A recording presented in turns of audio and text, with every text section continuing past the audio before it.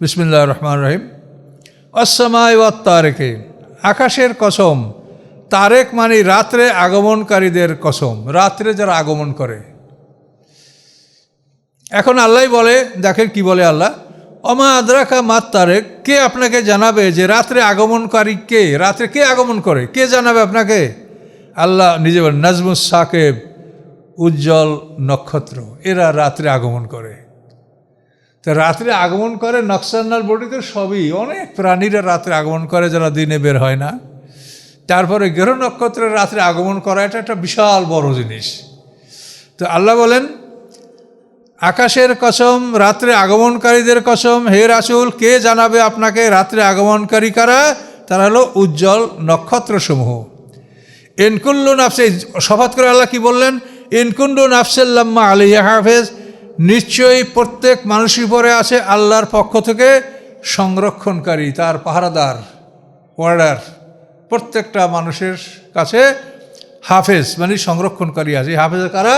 এরা হলো কিরামান কাতিবিন, সম্মানিত ফেরেশতা দল। লাম্মা মানে ইল্লা, মানে নিশ্চয়ই সকল মানুষের উপরে আছে আল্লাহর পক্ষ থেকে প্রহরী, এ ব্যতীত কেউ নাই, বিনা প্রহরীতে কেউ নাই। সবাইয়ের উপরে প্রহরী আছে, সবাইয়ের আমল রেকর্ড করা হচ্ছে, সবাইকে বিচারের সম্মুখীন করা হবে, সবাইকে বিচারের ফলাফল দেওয়া হবে। এখানে এনকুল্লু নাফসের এই দ্বারা এটাই বলানো হয়েছে যে কেউ বাদ নাই, সবাইয়ের উপরে এই হাফেজ, রক্ষক, প্রহরী আছে।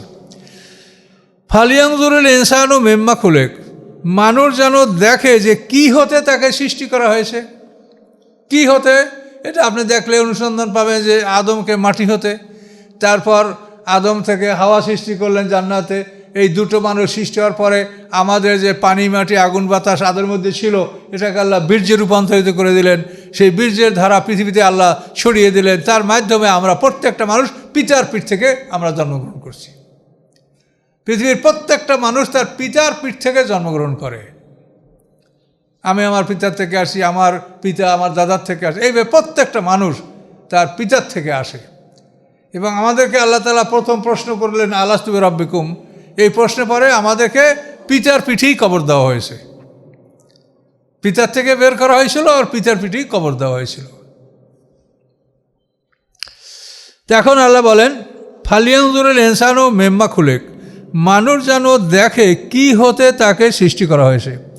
খুলেকা মিম মায়েন দাফেক, সৃষ্টি করেছে তাকে মায়েন দাফেক, যে পানিটা সজরে নির্গত হয়। দাফাকা মানে লাফিয়ে লাফিয়ে, সজরে লাফিয়ে লাফিয়ে যে পানিটা নির্গত হয়, এই পানি দ্বারা মানুষকে সৃষ্টি করা হয়েছে। এই পানিটা কোথার থেকে আসে? ইয়াখরুজু মিন বাইনে সুলবি ওয়াত তারাইব, এই পাখি বের হয় মিন বাইনে সুলবে, পৃষ্ঠদেশ থেকে, ওয়াত তারাইব এবং বক্ষস্থলের মাঝখান থেকে।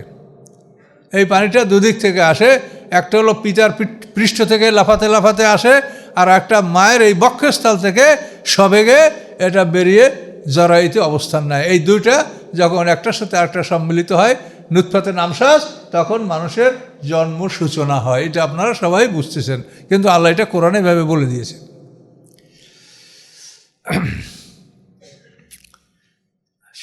ইন্নাহু আলা রাজহিল কাদের, নিশ্চয়ই তিনি তাকে ফিরিয়ে আনার ক্ষমতা রাখেন। তোমাকে এই সিস্টেমে তোমাকে সৃষ্টি করছে, তুমি এভাবেই ছিলে, আমরা সবাই এভাবেই সৃষ্টি, যেই যত সম্মান ইজ্জতের দাবি করি, কিন্তু সৃষ্টিটা আমাদের এভাবেই প্রত্যেকের হয়েছে, এর বাইরে কোনো সিস্টেমে কেউ জন্মগ্রহণ করে নেই। ইন্নাহু আলা রাজহিল কাদের, নিশ্চয়ই তিনি মানুষকে ফিরিয়ে আনার জন্য ক্ষমতা রাখেন। যেদিন তিনি ফিরিয়ে আনবেন, ইয়াউমা তুবুলাস সারাইরু, সেদিন প্রকাশ পাবে সব গোপন তথ্য, সব গোপন তথ্য সেদিন প্রকাশ পাবে। ফামা লাহু মিন কুওয়াতিন, থাকবে না তার কোনো ক্ষমতা, তার কোনো শক্তি, ওয়ালা নাসের, এবং থাকবে না তার জন্য কোনো সাহায্যকারী। সেদিন কোনো ক্ষমতাও থাকবে না। হ্যাঁ, কী হবে? কি হালাকান্নি সুলতানিয়া, মাগনান্নি মালিয়া, হালাকান্নি সুলতানিয়া, আমার মাল আমার কোনো উপকার করলো না, আমার সমস্ত ক্ষমতা হারিয়ে গেল। এখন যারা ক্ষমতাবান তারা অনেকেই মনে করেন যে আমরা এই করতে পারি, সেই করতে পারি, ভালো মন্দ করতে পারি, কিন্তু সেদিন সে নিজেই বলবে যে আমার ক্ষমতা সব হারিয়ে গেল। হ্যাঁ, মা আগ্নান্নি মালিয়া, আমার মাল আমার কোনো উপকার করলো না। হালাকান্নি সুলতানিয়া, আমার সমস্ত ক্ষমতা শেষ হয়ে গেল। এই জন্য আমরা যেন কেউ ক্ষমতার অপব্যবহার না করি। ক্ষমতা আল্লাহ দিয়ে থাকলে, শক্তি আল্লাহ দিয়ে থাকলে তার সদ্ব্যবহার আমরা যেন করি, এটা লক্ষ্য রাখতে হবে। অসমায়ে জাতের রাজে, আকাশের কসম যে আকাশ বৃষ্টিবহুল। রাজা সাধারণত বৃষ্টি, যে আকাশের মধ্যে বৃষ্টি আসে। অল আউদে জাতের সাদে, এবং পৃথিবীর কসম যে পৃথিবী ফাটনশীল, মানে পৃথিবী ফেটে একটা গাছ বের হয়। আর আকাশের মধ্যে এই যে আমরা বায়ুমণ্ডলে এখন মেঘ কুয়াশা দেখতে পাই না, এগুলো ঠান্ডা বাতাস লাগলে দেখবেন হাজার লক্ষ লক্ষ টন পানি পড়ছে। এগুলো পানি কিন্তু জলীয় বাষ্প আকারে শূন্যের উপরে আছে।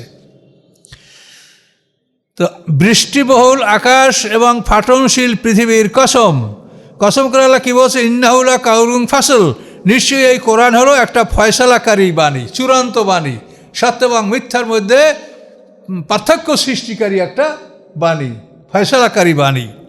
অমাহু আবেল হাজল, এটা কোনো বাজে কথা নয়। এখানে কোনো বাজে কথা, মূল্যহীন কথা, ব্যর্থ কথা, ভুল কথা এখানে নাই।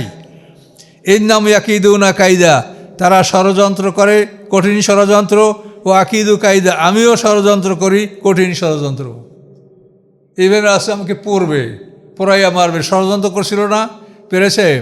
মুসা আলাইহিস সালামকে মারবে ফেরাউন, কি মারতে পেরেছে? আমাদের রাসূলকে হত্যা করবে মুশরিকরা, করতে পেরেছে। তাই আল্লাহ একটু বলে দিচ্ছেন, ইন্নাহুম ইয়াকিদুনা কায়দা, তারা ষড়যন্ত্র করে, বড় ষড়যন্ত্র।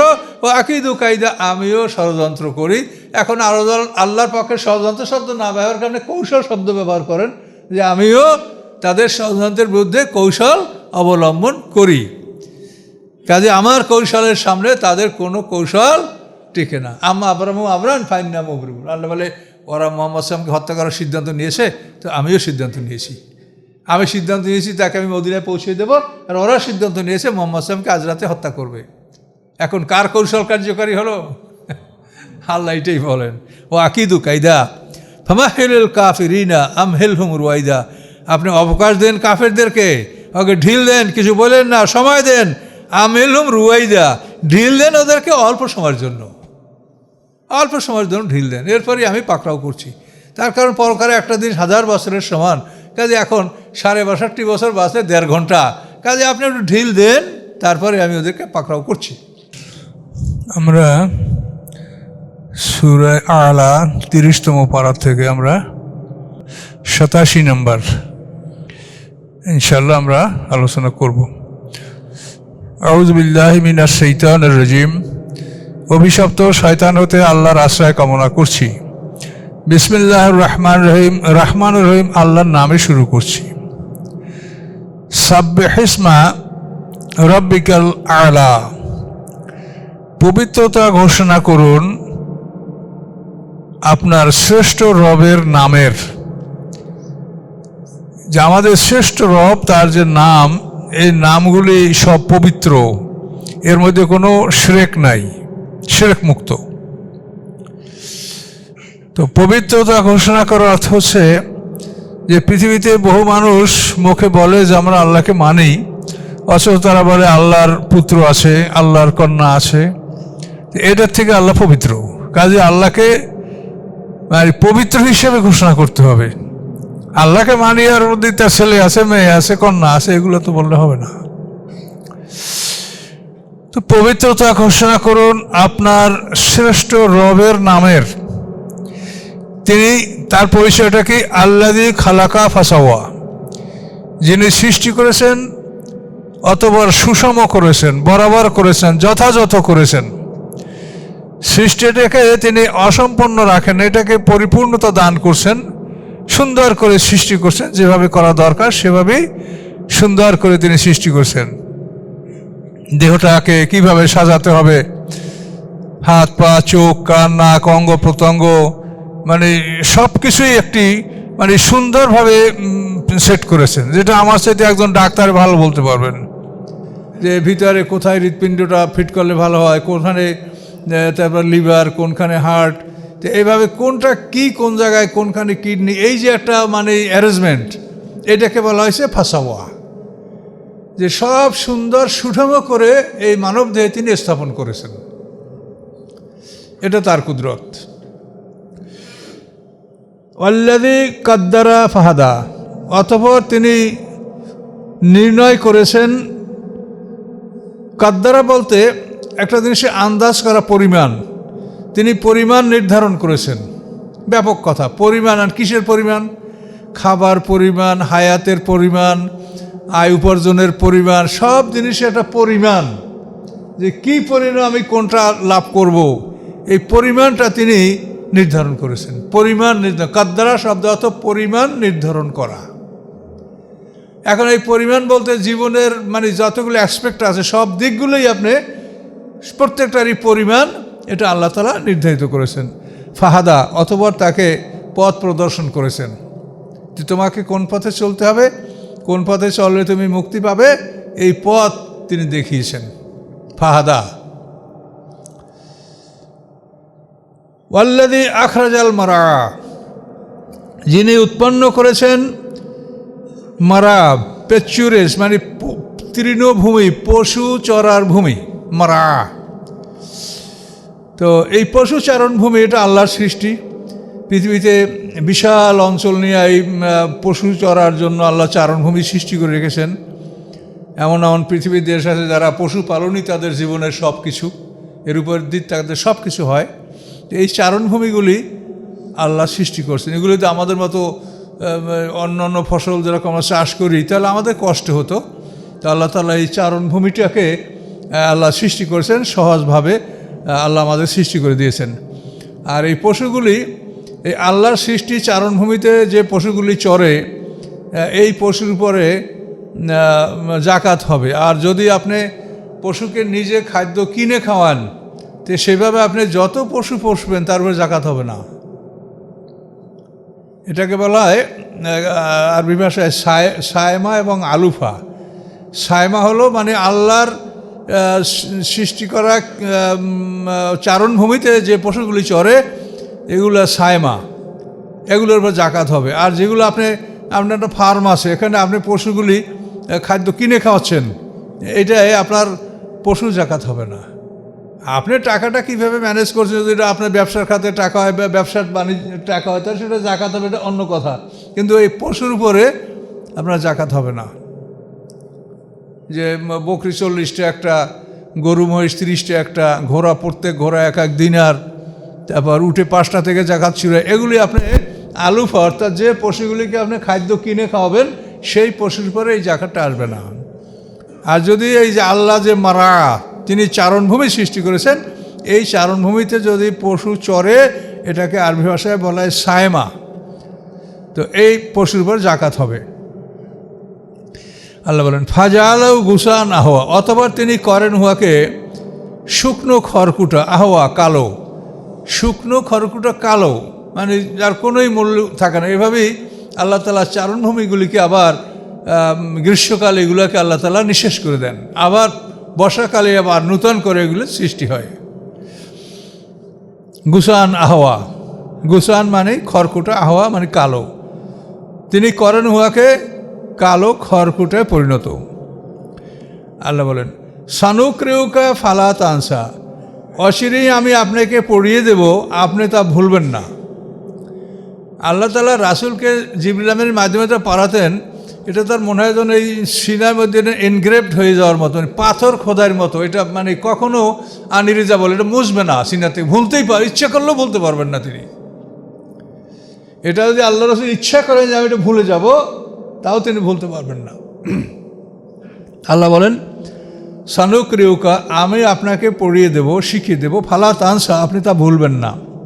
হ্যাঁ, ইল্লা মাশা আল্লাহ, ব্যতীত উহা যা আল্লাহ চান, মানে আল্লাহ যখন চান যে এটা আর দরকার নাই, মানে মানসুখ রহিত হয়ে যাবে, সেটা আল্লাহ ভুলাই দেবেন। আপনি দেখেন পরদিন পড়তে পারছেন না, আপনি হাফেজ কারি, কালকে এই সূরাটা নামাজে পড়ছেন, আজকে আপনি পড়তে পারছেন না।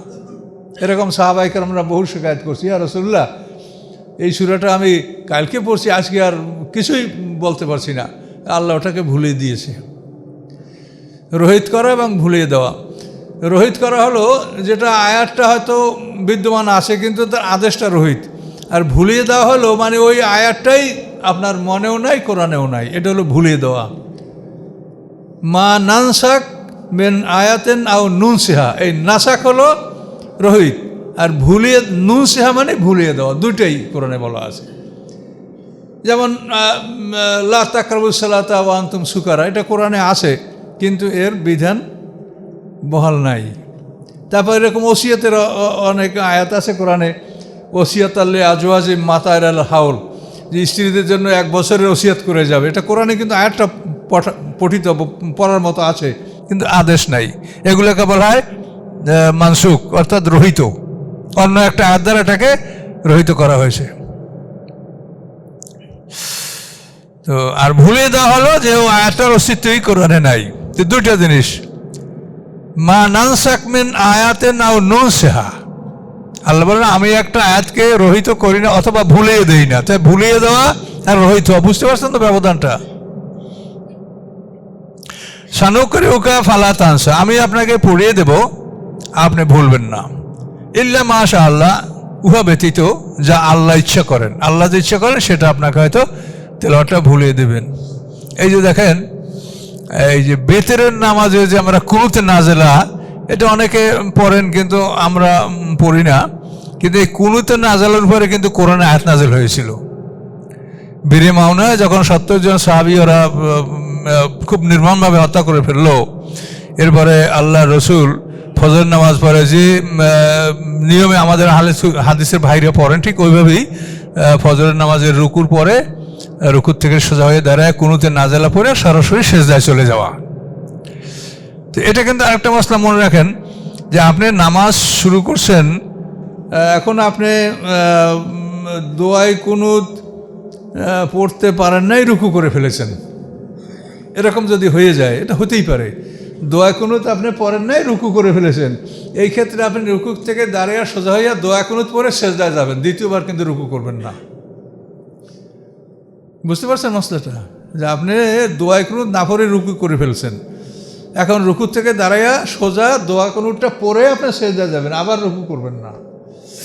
তো এই যে কুনুতে নাজেলা, এটা 1 মাস পর্যন্ত এইভাবে কুনুতে নাজেলা পড়ে তাদের বদদোয়া করা হয়েছে। তারপর তাদের ব্যাপারে আল্লাহ রসুলকে জানানো হয়েছে যে এই লোকগুলি সব জান্নাতি হয়ে গেছে, কাজে এদের জন্য আর কিছু করার নেই, যেটা আল্লাহর পক্ষ থেকে হওয়ারটা হয়ে গেছে। তখন ওই কুনুতে নাজেলার যে আয়াত, এটা আমি এখন ইতিহাস লিখতেছি আল্লাহ রসুল জীবনে, সেইটাই আমি এটা তুলে দিছি আয়াতটা, সেটা আমারও মুখস্থ নাই। এই আয়াতটা সাহাবায়ে বলেন যে আয়াতটা ছিল, আমরা পড়েছি কিন্তু এটা এই হয়ে আল্লাহ ভুলে দিয়েছে, মানে কোরআনেই নাই। কিন্তু তারপরও কারো কারো স্মরণ থাকার জন্য এটা হয়তো ওইখানে এটা লেখা আছে তাফসিরের মধ্যে। আল্লাহ বলেন ইল্লা মাশা আল্লাহ, আল্লাহ যা চান সেটা ভুলিয়ে দিবেন।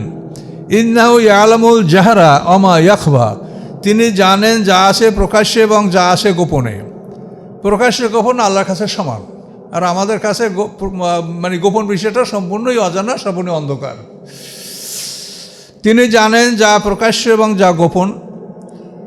ও নুয়াসসিরুকা লিল ইসরা, সহজ করে দেব আপনার জন্য আমি সহজ কাজ, যে কাজগুলো সহজ এগুলো আপনার জন্য সহজ করে দেব। ইবাদত বন্দিগি, রোজা, নামাজ, হজ, যাকাত, এটা আল্লাহ সহজ করে দেন। আপনারা এই প্রচণ্ড শীতে ফজর নামাজে উজু করতে পারতেছেন, এটা আল্লাহ সহজ করে দিচ্ছেন, তা না এটা পারতেন না। যাদেরকে আল্লাহ সহজ করে দেয় না, তারা কোনোভাবেই এই সময় উঠে উজু করে নামাজ পড়তে পারছেন না, দেখেন। তো এই জন্য এই কাজে আল্লাহ আপনাকে আমাকে সাহায্য করছে। আমরা কখনোই অসুস্থ হইলেও আমরা ক্লান্ত হই না, যে না এটা আমাদের করতে হবে, এটা আমাদের করার একটা আগ্রহ আল্লাহ মনে জাগিয়ে দেন এবং বিষয়টা সহজ করে দেন। আল্লাহ বলেন নুয়াসসিরহু লিল ইসরা, আমি তাকে সহজ কাজ তার জন্য আমি সহজ করে দেই। নুয়াসসিরুকা, আমি সহজ করে দেব আপনাকে, লিল ইসরা, সহজ কাজের জন্য। আমি সহজ করে দেব আপনাকে সহজ কাজের জন্য। সহজ কাজগুলি আপনি সহজেই করতে পারবেন। যেমন আপনি তাহাজ্জুদ নামাজ পড়তে আপনি ক্লান্ত হচ্ছেন না, এত পরিশ্রম এত যুদ্ধ জেহাদ করেও আল্লাহ রসুল তাহাজ্জুদ নামাজ কিন্তু বর্জন করেন নাই। এটা আল্লাহ তার জন্য সহজ করে দিয়েছিলেন বলেই তিনি এই কাজগুলি, ইবাদতগুলি তিনি করতে পেরেছেন। বাসায় থেকে স্ত্রীদের সাথে কিছু সময় ঘুম পড়েই বলতেন যে আমি এখন তোমার অধিকার আছে, আমি তোমার স্বামী, আমাকে তুমি বলতে পারো যে যাবেন না, কিন্তু আমি আল্লাহর পথে যাচ্ছি, তুমি যদি বলো। তখন বিবিরা বলতেন যে ঠিক আছে আপনি যান। তখন এই অনুমতি নিয়েই আল্লাহ রসুল তাহাজ্জুদ নামাজ পড়তে আসে। এই অনুমতিটা ভদ্রতা, এটা তার এমন না যে এটা ফরজ সে আটকাতে পারবে, কিন্তু এটা হলো আল্লাহ রসুল যে তিনি বিশ্বের শ্রেষ্ঠ ভদ্র মানুষ ছিলেন তার এটা প্রমাণ। ফাজাক্কের ইন নাফাতের যিকরা, উপদেশ দিন যদি উপকার হয়, উপদেশে যদি উপকার হয় তো সেখানে আপনি উপদেশ দিন, কিন্তু উপদেশ যেখানে উপকার হবে না সেখানে উপদেশ দেওয়ার চেষ্টা না করাই ভালো। কাজে এটা আপনি পরিবেশ বুঝে উপদেশ দিন। ফাজাক্কির, উপদেশ দিন, এর নাফাতে যিকরা, যদি উপকার হয় উপদেশে উপকার হলে আপনি উপদেশ দিন, তাহলে আপনি বিরত থাকেন। আর জাহেলদের সাথে তর্ক করতে আল্লাহ নিষেধ করছে। নির্বোধদের সাথে তর্কে লিপ্ত হবেন না, ওরা যা বলে শুনে চুপ করে চলে আসবেন। অযথাই আপনার এনার্জি নষ্ট হবে, আপনার অধিক কথা বলতে হবে, আপনার ক্ষতি হবে, তারপর আরও মারাত্মক সামনে অবস্থা সৃষ্টি হতে পারে। এই জন্য জাহেলদের সাথে নির্বোধ যারা কোনো যুক্তি তর্ক কথাবার্তা বোঝে না, বোঝার মতো এরকম মৌলিক জ্ঞানও নাই, অথচ তর্কে খুব পাকা, এরকম বহু লোক আছে যে একটা বুঝাইলে বুঝবে, জ্ঞানও নাই কিন্তু তর্কে পাকা। এই জন্য আল্লাহ বলছেন যে জাহেলদের সাথে তর্ক করবেন না। আর উপদেশ দেবেন উপদেশ যদি উপকারে আসে তাহলে সেই ক্ষেত্রে আপনি উপদেশ দিবেন। সাইয়াজ্জাক্কারু মাইয়াকশা, সামানি অচিরেই অবিলম্বে, ইয়াজ্জাক্কারু উপদেশ গ্রহণ করবে, মাইয়াকশা যে ভয় করে। কি ভয় করে? আল্লাহকে ভয় করে, আখিরাত ভয় করে, শাস্তি ভয় করে। এগুলিকে যে ভয় করে সে উপদেশ গ্রহণ করবে। ওয়া তাজান্নুভাল আশকা, এবং দূরে থাকবে ওই উপদেশ হতে আল আশকা, হতভাগ্য, দুর্ভাগ্যবান। সবচাইতে দুর্ভাগ্যবান যে সে উপদেশ থেকে দূরে থাকবে, উপদেশের কাছে আসবে না, গ্রহণ করবে না। দুর্ভাগ্যবানকে আল্লাযী ইয়াসলান নার আল কুবরা, যে প্রবেশ করবে বড় আগুনে। এটা বড় আগুন, মারাত্মক শক্তিশালী আগুন। যে প্রবেশ করবে নার আল কুবরা, বড় আগুনে। তারপরে সুম্মা লা ইয়ামুতু ফিহা ওয়ালা ইয়াহইয়া, অতঃপর সে উহাতে মরবেও না, বেঁচেও থাকবে না। মরা এবং বাঁচার মাঝখানে একটা ভয়ঙ্কর অবস্থায় তার সময়টা পার হবে। এটা সম্পর্কে তাফসীরে বলেছেন যে প্রাণ থাকার জায়গাটা, এটা তো আমরা প্রাণ কী তা তো আমরা বলতে পারি না। এই যে বক্ষস্থলে এখানে প্রাণটা থাকে অবস্থান, কিন্তু এটা গলার মধ্যে বের হয়ে আসলে ততক্ষণ পর্যন্ত মানুষ জীবিত থাকে, কিন্তু গলার থেকে বাইর হয়ে গেলে, মুখের মধ্যে গেলে আর এটা হাতছাড়া হয়ে গেল, আর নাই। এখন ডাক্তাররা কী বলেন তারা জানেন। তো এটা হলো এই ভিতরে, এখান থেকে যদি গলার মধ্যে ঢোকে ততক্ষণ পর্যন্ত প্রাণ আছে, যদি গলার থেকে বের হয় তা নাই। তো এখন এদের সম্পর্কে তাফসীরে বলা হয়েছে এদের প্রাণটা গলার মধ্যে অবস্থান করবে, এইখানে অবস্থান করে না সামনে বাইর হবে না ভিতরে যাবে, এরকম একটা অবস্থাকে এটা বলা হয়েছে যে মরবেও না, বাঁচবেও না। মানে আমাদের জ্ঞান দ্বারা আমরা এতটুকু বুঝি, এরপরে আরও অর্ধেক জ্ঞানের জন্য আপনাদের অন্য চিন্তা করতে হবে। কথা বুঝতে পারছেন? জ্ঞানের কোনো সীমা নাই। তাহলে আমরা এতটুকু বুঝি যে এই প্রাণটা এই বক্ষস্থল থেকে বের হয়ে গলার সীমানার মধ্যে ঢুকবে, কিন্তু এখান থেকে বের হলে তো খালাস, মৃত্যু হয়ে গেল। আর যদি ভিতরে ঢাকে তাহলে আমি সুস্থ হয়ে গেলাম, কিন্তু ভিতরেও যাবে না, বাইরেও হবে না, এই গলার মধ্যে থাকবে। এটা হলো লা ইয়ামুতু ফিহা ওয়ালা ইয়াহইয়া, ওর মধ্যে সে মরবেও না, বাঁচবেও না। কদ আফলাহা মান তাযাক্কা, জয়যুক্ত হলো সে যে এই আত্মাকে পবিত্র করলো, যে তার মনকে, তার আত্মাকে পবিত্র করলো। এখন এই মন এবং আত্মাকে পবিত্র করা, এটা কি অপারেশন করলে ভালো হয়, না টাকা ধুয়ে ফেলতে হয়, না সাবান মাখতে হয়? এটার পদ্ধতি হচ্ছে যে মানুষের ইবাদত অনুশীলন করা। এই ইবাদত অনুশীলন করলে মানুষের হৃদয়টা পরিষ্কার হয়, মনটা ভালো হয়, মনটা শান্ত হয়। যেটা আপনারাও দেখবেন, যখন মন একেবারেই খারাপ লাগে, বসে আল্লাহর জিকির, আল্লাহ স্মরণ করতে থাকলে দেখবেন আপনি শান্ত হচ্ছেন, আপনার মধ্যে উদ্বিগ্ন অবস্থা বা যে একটা উৎকণ্ঠা, এটা আপনার মধ্যে আস্তে আস্তে কমে যাবে। আল্লাহ বিযিকরিল্লাহি তাতমাইন্নুল কুলুব। আপনি কোরআন পড়তে শুরু করেন, যখন আপনার মন খারাপ, আপনি কোরআন পড়তে শুরু করেন, কোরআনের অর্থ, একটা আয়াত, তর্জমা, তাফসির, তখন দেখবেন যে আপনার মনটা আপনার স্বাভাবিক হয়ে আসতেছে। এটা হবে। তো কদ আফলাহা মান তাযাক্কা, জয়যুক্ত হলো সে যে নিজের আত্মাকে পবিত্র রাখলো। এখানে কিন্তু আমরা একটা কথা বলছি, জানি না আপনারা কি মানে প্রতিক্রিয়া সৃষ্টি হবে। সেটা হলো যে সিনা শাক সম্পর্কে যে কথাটা আছে, এটা তো কোরআনে নাই, হাদিসে আছে। কোরআনে যে জায়গায় আছে আলাম নাশরাহ লাকা সাদরাক, আমি কি আপনার সিনাকে খুলে দেই নেই, তো এরকম সারাহা শব্দ তো আরও অনেক জায়গায় আছে। মাইয়ুরিদুল্লাহু আইয়াহদিয়াহু ইয়াশরাহ সাদরাহুল ইসলাম, যাকে আল্লাহ চান হেদায়েত দান করতে, তার অন্তরটা আল্লাহ তাআলা ইসলামের জন্য খুলে দেন। তো এখন এই সারাহ মানে কি অপারেশন করা? এখন এই সারাহ মানে যে অপারেশনের কথাটা বলা হয়েছে, এটা কিন্তু যুক্তিতে আসে না। কেন আসে না? যে মানুষের যে খারাপ অন্তরের মধ্যে যে খারাপ বস্তুটা, এটা তো বস্তু না, এটা এমন একটা রোগ না যে আপনার ক্যান্সার হয়েছে ওইটা কাটিয়ে ফেলেন, এটা তো রোগ না, ওই রকম কিছু না। ওটা এমন একটা শক্তি যেটা আপনার ভিতরে বিরাজ করছে, কিন্তু তার আকার আকৃতি দেখাতে পারছেন না, নফস যেটাকে বলে। এবং কোরআনের ভাষা হয়েছে ফুজুরহা ও তাকওয়াহা, ফুজুর এবং তাকওয়া। ফুজুর হলো আপনাকে মানে খারাপ কাজ করার মতো একটা শক্তি, একটা টেন্ডেন্সি ভিতরে দেওয়া আছে। এবার তাকওয়া হলো ভালো কাজ করার মতো টেন্ডেন্সি আপনার মধ্যে আছে। এখন এই দুইটা জিনিস জন্মগতভাবে প্রত্যেকটা মানুষকে দেওয়া হয়েছে। এখন এইটার আপনি যেটা ডেভেলপ করবেন সেইটা আপনাকে পরিচালনা করবে। আপনি যদি তাকওয়াকে ডেভেলপ করতে চান, তাহলে আপনি আল্লাহর ইবাদত, জিকির, আজকার, কোরআন তেলাওয়াত, ভালো কাজগুলো করেন, তাহলে আপনার তাকওয়া ডেভেলপড হবে। আপনি কোনো খারাপ কাজ করতে পারবেন না, পারবেনই না, আপনাকে কোনোভাবেই মন আপনার পারমিট করবে না খারাপ করতে। আর যদি আপনি ফুজুরটাকে আপনি ডেভেলপ করেন, তাহলে গান বাজনা, জারি যাতলা, অশ্লীল, মিথ্যা, এগুলি সব নিয়ে সবসময় থাকবেন, তা আপনার ফুজুর শক্তিশালী হবে, আপনি ভালো কাজের নামও শুনতে পারবেন না। কি বুঝতে পারছেন? তাহলে এই ফুজুর এবং তাকওয়া হলো মানুষের মধ্যে। এইটাকে কি অপারেশন করিয়া সরানো যায়? আমরা অল্প জ্ঞানে যেটা বুঝি, এটা কি অপারেশন করার বস্তু যেটাকে অপারেশন করে দূর করা যাবে? তাহলে আল্লাহ রসুলের কি অপারেশন করা হলো? এবং বলা হলো কি, হাদিসে কি বলা আছে যে এইটা ছিল আপনার মধ্যে শয়তানের অংশ, এটাকে বাইর করে দেওয়া হলো। এটা তো আমি মনে করি অনেক অপমানজনক কথা। আল্লাহ রসুলের মধ্যে শয়তানের কি জিনিস থাকবে? সৃষ্টির মধ্যে তো শয়তানের কোনো অধিকার নাই, কোনো সৃষ্টির মধ্যেই শয়তানের কোনো অধিকার নাই। সৃষ্টিটা সম্পূর্ণ আল্লাহ করেন, এবং এটা কোরআনে স্পষ্ট ভাষায় বলা, কোনো অস্পষ্টতা নাই যে ফাআলহামাহা ফুজুরাহা ও তাকওয়া। আল্লাহ তার মধ্যে ফুজুর এবং তাকওয়া এটাকে তিনি ইলহাম করে দিলেন। ইলহাম মানে তার আদেশ, তিনি আদেশের মাধ্যমে এটা স্থাপন করে দিলেন। তো এইটাকে অপারেশন কী করে করা যায়? কাজে এই অপারেশন কথাটা বলা আছে। এখন এগুলোর ব্যাপার হচ্ছে কি, হঠাৎ একটা কথা শুনলেই তো আপনার মাথায় লাগবে যে এটা কেমন কথা, এতদিন শুনলাম। আলেমদেরও কিন্তু এটা মাথায় লাগছে, আর আমিও তো আলেম, আমিও তো এগুলো বিশ্বাস করতাম। কিন্তু যখন আমি একেবারে কোরআনকে গবেষণা করার জন্য সম্পূর্ণ সময়টা দান করছি, চাকরি ছেড়ে দিয়েছি, সব কিছু ছাড়িয়ে আমি ঠান্ডা মাথায়, তখন দেখছি যে এই বিষয়গুলো প্রমাণ হয় না।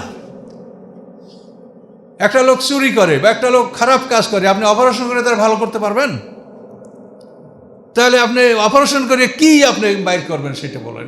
হাদিসে তো আছে যে এইটা শয়তান, আর রাসূলের মধ্যে শয়তানের অংশ থাকবে, কোনো মানুষের মধ্যেই শয়তানের অংশ নাই। ফুজুর তাকওয়া দুটাই আল্লাহ তার আদেশের মাধ্যমে এটা স্থাপিত হয়।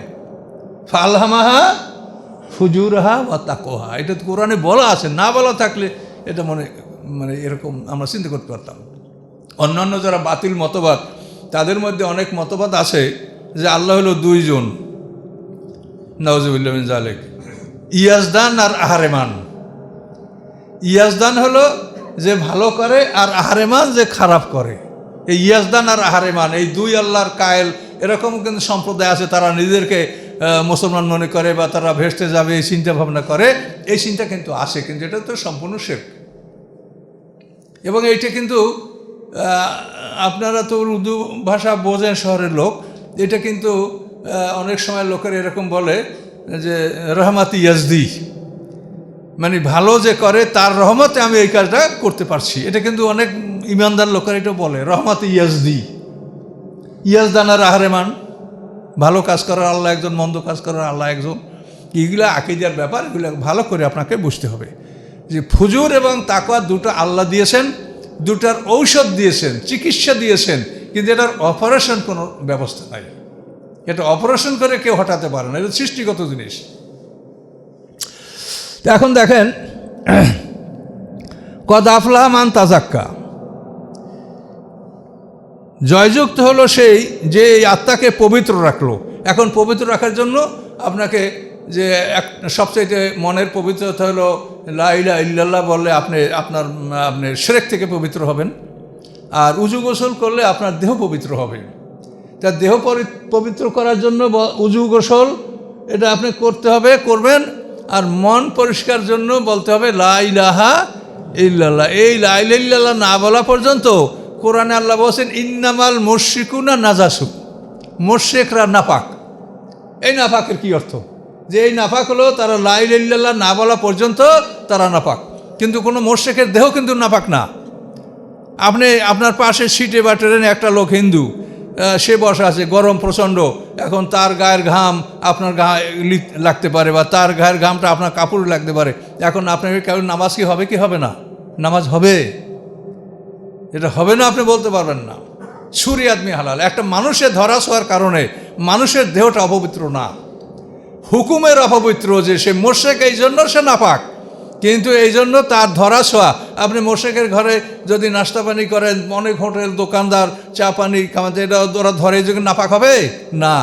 মানুষের স্পর্শ করা এটা ছুরি আদমি বলে, মানুষের উচ্ছিষ্ট, এটা হারাম না।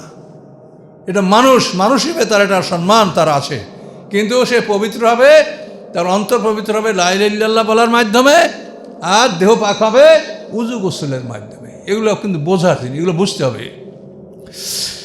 তো এই জন্য আল্লাহ বলেন কদ আফলাহা মান তাজাক্কা, জয়যুক্ত হলো তারা যারা পবিত্রতা অর্জন করলো। ও যাকারা ইসমা রাব্বি ফাসাল্লা, আর রবের নাম শুরু করলো অতঃপর নামাজ পড়লো।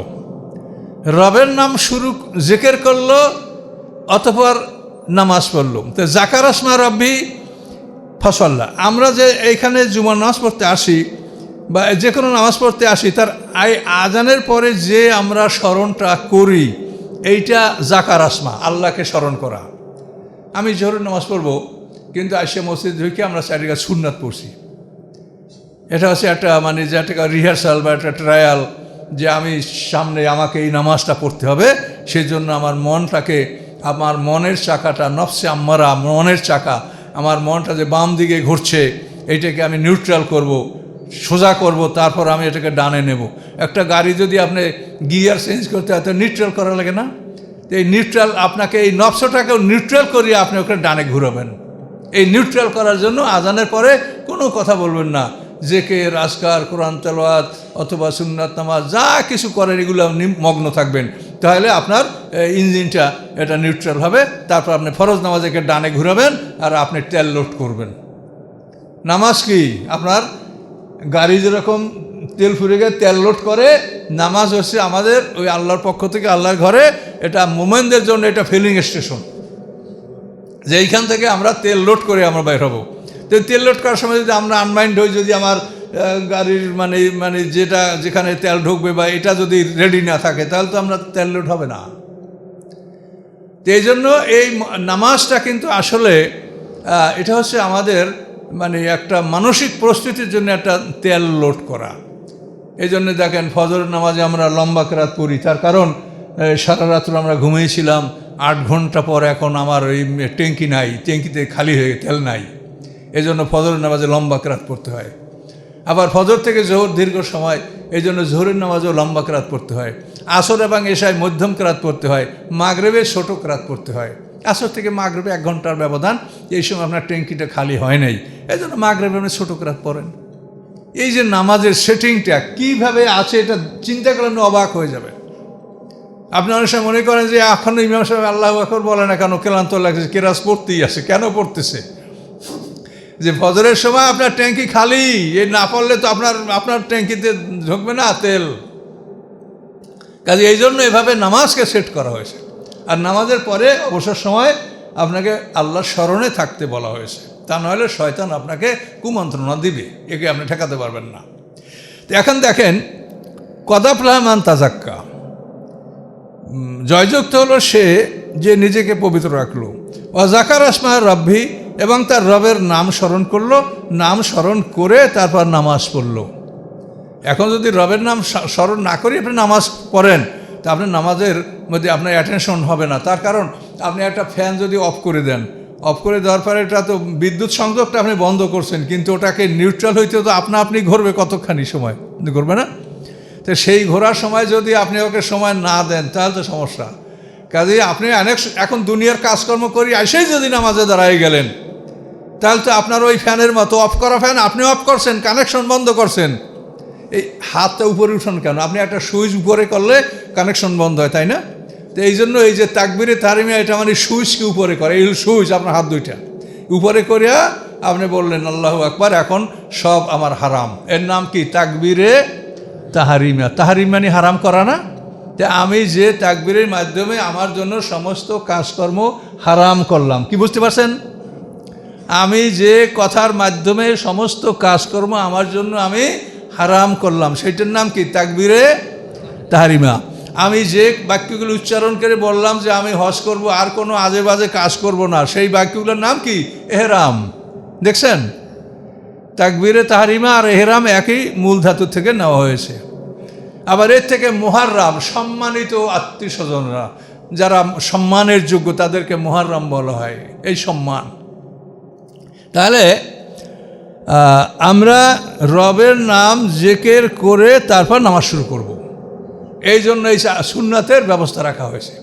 জুমার আগে সুন্নাত আছে, জহুর আগে সুন্নাত, সব নামাজ আগে সুন্নাত আছে, একমাত্র মাগরিবের নামাজের আগে সুন্নাত নাই।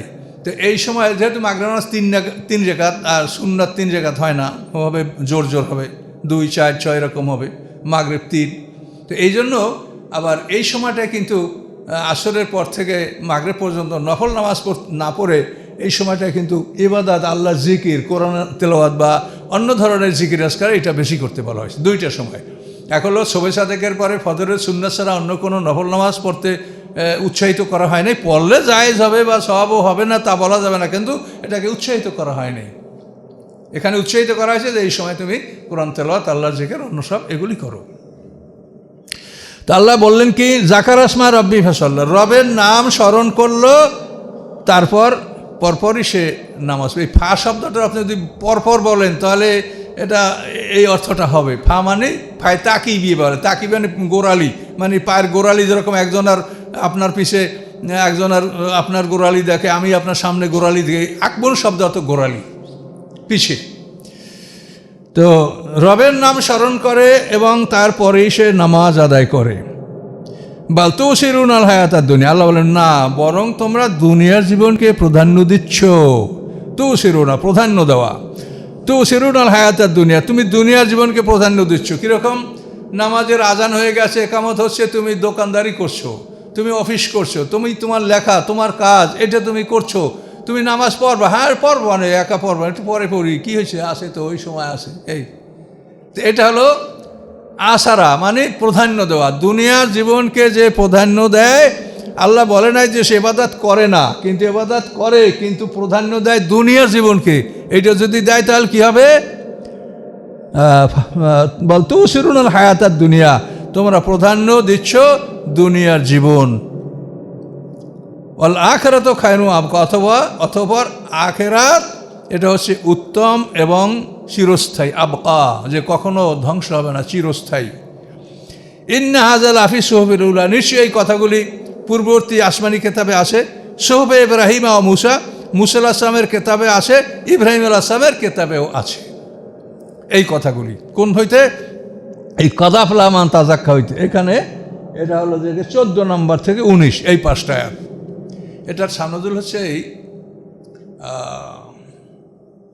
আবু যর গেফারি রাদিয়াল্লাহু তাআলা আনহু একদিন আল্লাহ রসুলকে বলেন, ইয়া রাসূলুল্লাহ, আপনি আমাদেরকে এমন কিছু নসিহত শুনান যেই কথাগুলি কোরআনেও আছে, পূর্ববর্তী কেতাবেও আছে, তাহলে জিনিসটা সবল হয় যে এই কেতাবেও আছে, আগের কেতাবেও আছে। তখন আল্লাহ রসুল এই আয়াতগুলি তাকে পড়ে শোনালেন। কাযাফলামান তাজাক্কা, জয়যুক্ত হলো সে যে নিজেকে পবিত্র রাখে। জাকার আসমা রব্বি ফাসাল্লাহ, রবের নাম স্মরণ করার পরে নামাজ পড়ে। বরং তোমরা এই দুনিয়ার জীবনকে প্রাধান্য দিচ্ছ, অথচ আখিরাত উত্তম এবং চিরস্থায়ী। ইন্না হাজা, নিশ্চয়ই এই কথাগুলি সুহফিল উলা, পূর্ববর্তী কিতাবে আছে। তাহলে উনি যা চাইলেন, তা আল্লাহ বলেন এই কথাগুলি সুহফিল উলা, পূর্ববর্তী কিতাবে আছে। কোন কিতাব? সুহফে ইব্রাহিম ওয়া মূসা, মূসা আলাইহিস সালামের কিতাবে এবং ইব্রাহিম আলাইহিস সালামের কিতাবে এই কথাগুলি লেখা আছে। তাহলে সালাতকে বিশুদ্ধভাবে পড়তে হলে কী করতে হবে? আগে আল্লাহকে স্মরণ করতে হবে। আর যদি আপনি সর্বদা স্মরণে থাকেন তাহলে তো আরও ভালো। আপনি এখন যে কাজ করেন আপনার অন্তরে আল্লাহর জন্য আপনার অন্তরটা টুকটুক করে নড়তে থাকুক, কি অসুবিধা আছে? অন্তরের মধ্যে আল্লাহ আল্লাহ আপনার স্মরণ চলতে থাকুক, এবং প্রত্যেকটা কাজে আপনি আল্লাহকে স্মরণ করেন যে এই কাজটা আল্লাহ কিভাবে করতে বলেছেন, এই কাজটা আল্লাহ রসুল কিভাবে করেছেন, সেভাবে যদি আপনি কাজ করতে পারেন তা আপনার দুনিয়ার কোনো কাজ হবেই না, সব কাজ হবে আখিরাতের। দুনিয়ার কোনো কাজই থাকবে না। তাহলে আপনি দোকানদারি করেন কেন? আপনার প্রয়োজনীয় আপনি খাবেন দাবেন, আপনি বাঁচবেন এই জন্য, তো এটা তো দুনিয়ার কাজ না। আপনি যে কাজটা করছেন এটা তো দুনিয়া না, এটা তো আখিরাত। কারণ এইটার দ্বারা তো আপনাকে চলতে হবে, আর আপনাকে তো আল্লাহ চলতে বলেছেন, রব্বানা আতেনা ফিদ দুনিয়া হাসানা ওয়া ফিল আখিরাতে হাসানা, যে আল্লাহ আপনি আমাকে দুনিয়ার কল্যাণ দেন, আখিরাতের কল্যাণ দেন। তাহলে আপনার ব্যবসা বাণিজ্য কাজকর্ম এটি সবই তো পরকালের কাজ, যদি কিনা এই কাজটা আপনি সঠিকভাবে পালন করেন, রাসূলের তরিকা অনুযায়ী পালন করেন, তা আপনার কোনো কাজই দুনিয়া থাকবে না, সব ডান দিকে সব আপনার আমলনামা চলে আসবে, সব কাজগুলো ডান দিকে চলে আসবে। এই জন্য এই কথাগুলি স্মরণ করার নাম হচ্ছে জিকির। জিকির শব্দের অর্থ স্মরণ, যে আপনি এটা স্মরণ করেন যে আমি এই যে কাজটা করছি এটা তো আল্লাহ রসুলও করেছেন, তো তিনি কেমন করেছেন আমি সেরকম করি, তাহলে আমার কাজও হবে, আর আমি ওদিকে আমার এই কাজটা দুনিয়া না হয়ে এটা আখিরাত এর মধ্যে গণ্য হয়ে যাবে। এভাবে আমাদের বুঝে শুনে কাজ করতে হবে। আল্লাহর কোরআনে এই কথাগুলি বলে, খুব সংক্ষেপে অনেক কথা কিন্তু আল্লাহ বলছেন।